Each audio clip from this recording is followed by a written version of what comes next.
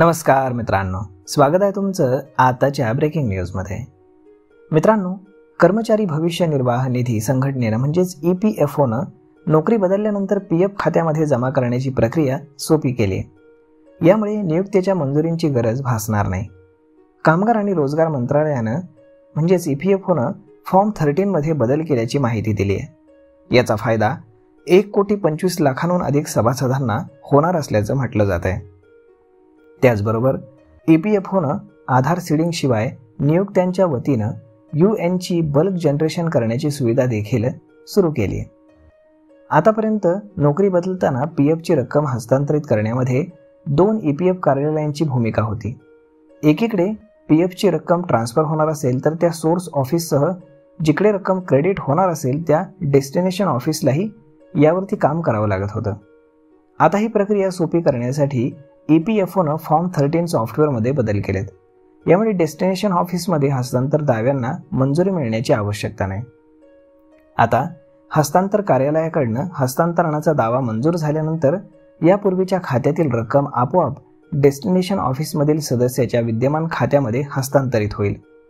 या बदलानुसार PFच्या रकमेतील करपात्र आणि करपात्र नसलेले घटक वेगळे करण्याची सुविधा होईल। यामुळे करपात्र PF व्याजावरील TDS ची अचूक गणना करणं सोपं राहील। या निर्णयामुळे 1.25 कोटी सदस्यांना फायदा होणार असून दरवर्षी सुमारे 9,000 कोटी रुपयांच्या हस्तांतरणाचं सुलभीकरण होणार आहे। EPFOनं UAN जनरेशन आणि सदस्यांच्या मागील ॲक्युम्युलेशनच्या क्रेडिटसाठी आधारची अट शिथिल करण्याचा निर्णय घेतला आहे।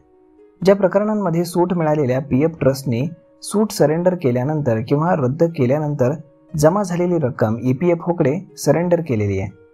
ही सवलत अशा प्रकरणांसाठी देखील लागू आहे जिथे आधीच योगदान अर्ध न्यायिक म्हणजेच वसुली प्रक्रियेमुळे देय आहे।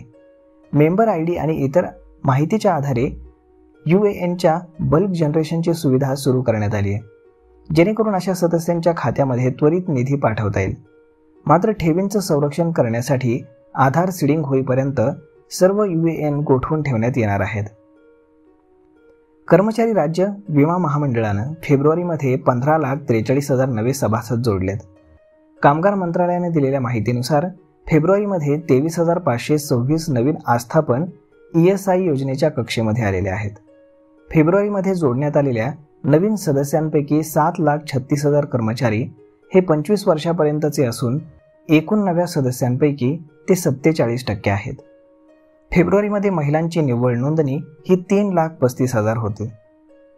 तर मग मित्रांनो, अशा पद्धतीने EPFOनं एक मोठा बदल केला आहे। त्यामुळे आता इथून पुढे तुम्ही जॉब जरी बदललात तरी तुमचं PF ट्रान्सफर करणं हे अत्यंत सोपं होणार आहे।